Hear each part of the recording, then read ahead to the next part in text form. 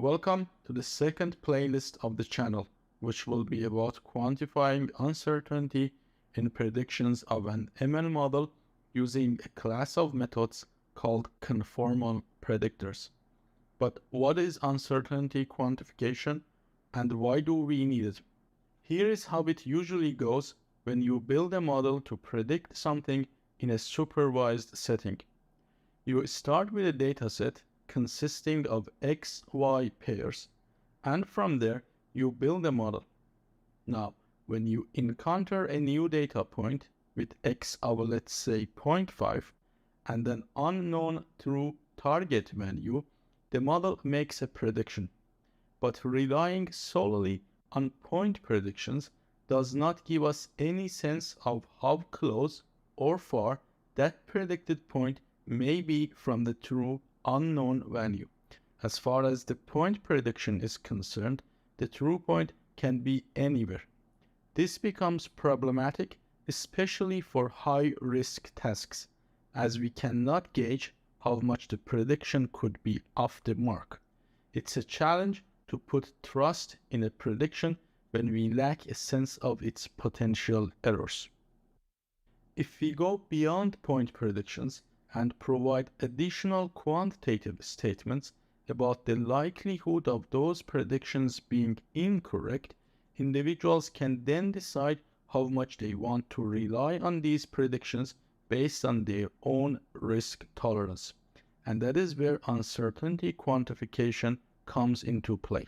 It empowers us to attach a measure of uncertainty to our predictions, allowing for informed decision-making tailored to our own comfort level with risk. Let's break it down. Imagine the same point prediction that we had earlier, but this time, instead of providing just a specific value as our prediction, we use the historical data to predict an interval or a range of values. We then assign a probability to this interval, indicating the likelihood of the true value falling within it. For instance, we might confidently state that there is at least a 90% probability that the true label lies within our predicted interval. This is often called 90% prediction interval. In simple terms, this means that we do not only acknowledge the possibility of being wrong in our predictions, but also we are quantifying that possibility by stating that the probability of our prediction being incorrect is less than 10%. Ensuring that the probabilistic statement attached to a prediction interval holds true is of paramount importance. For instance, if we claim that a prediction interval has 90% coverage, it means that the probability of it containing the true value or the label must be at least 90%. This is the most important property that a prediction interval must satisfy, because not satisfying it defeats the main purpose of uncertainty quantification. So in the next episode, we will discuss in detail how one can verify a claim about its satisfaction.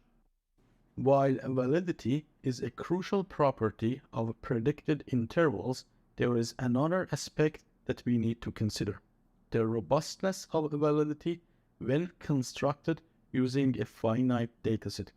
Some methods may claim validity in an asymptotic sense, where it holds true when constructed with an effectively infinite number of data points. But because in practice, the size of our datasets are limited, we would like our predicted intervals to have coverage validity even when constructed using limited number of data points. In other words, to have a finite sample coverage validity. Finite sample validity alone, however, is not sufficient. While a valid interval tells the truth, there is more to consider. In fact, it's possible to simply inflate the interval to ensure a high probability of it containing the true value. This is where the second crucial property comes into play: efficiency. Efficiency is directly linked to to the tightness of the interval.